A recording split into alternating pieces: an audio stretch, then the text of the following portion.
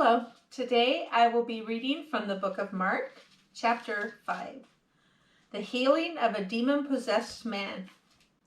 They went across the lake to the region of the Gerasenes.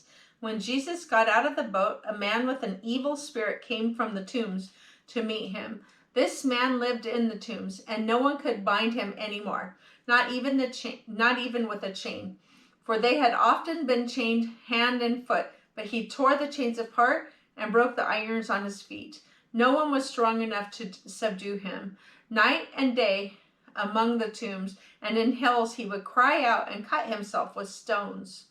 When he saw Jesus from the distance, he ran and fell on his knees in front of him. He shouted at the top of his voice, "What do you want with me, Jesus, Son of the Most High God? Swear to God that you won't torture me." For Jesus said to him, "Come out of this man, you evil spirit."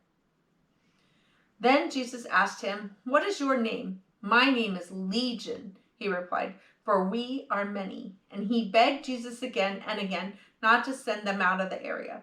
A large herd of pigs was feeding on the nearby hillside. The demon-possessed begged Jesus to send us among the pigs.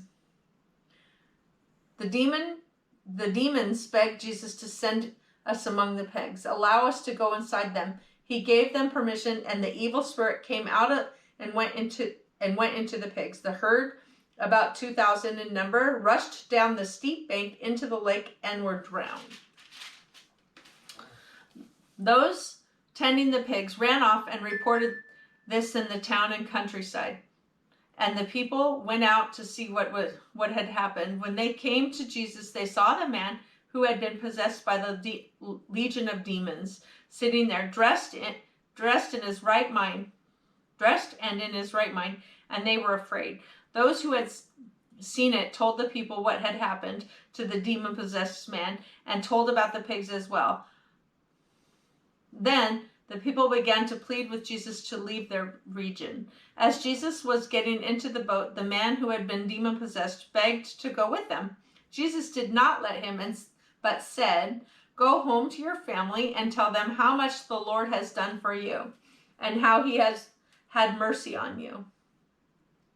So the man went away and began to tell in Decapolis how much Jesus had done for him, and all the people were amazed. A dead girl and a sick woman. When Jesus had again crossed over by boat to the other side of the lake, a large crowd gathered around him while he was by the lake. Then one of the synagogue rulers named Jairus came there. Seeing Jesus, he fell at his feet and pleaded earnestly with him, "My little daughter is dying. Please come and put your hands on her so that she will be healed and live." So Jesus went with him. A large crowd followed and pressed around him, and the woman was there who had been subject to bleeding for 12 years. She had suffered a great deal under the care of many doctors and had spent all she had. Yet instead of getting better, she grew worse. When she heard about Jesus, she came up behind him and in the crowd and touched his cloak, because she thought, "If I just touch his clothes, I will be healed." Immediately her bleeding stopped, and she felt in her body that she was freed from her suffering. At once Jesus realized the power had gone out of him. He turned around in the crowd and asked, "Who touched my clothes?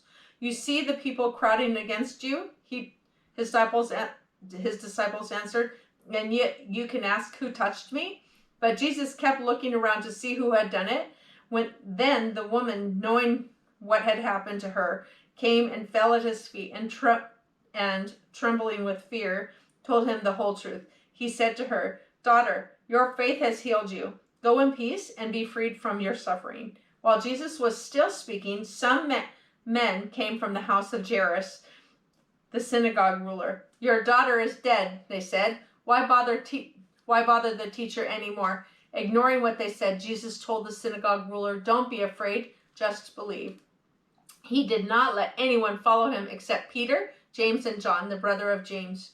When they came to the home of the synagogue ruler, Jesus saw a commotion with the people crying and wailing loudly. He went in and said to them, Why Why all the commotion and wailing? The child is not dead, but asleep." But they laughed at him. After he put them all out, he took the child's father and mother and the disciples who were with him and went in with where their child was. He took her by the hand and said to her, "Tatia, kuam," which means, "Little girl, I say to you, get up." Immediately the girl stood up and walked around. She was 12 years old. At this, they were completely astonished. He gave the strict orders not to let anyone know about this and told them to give her something to eat. Thank you.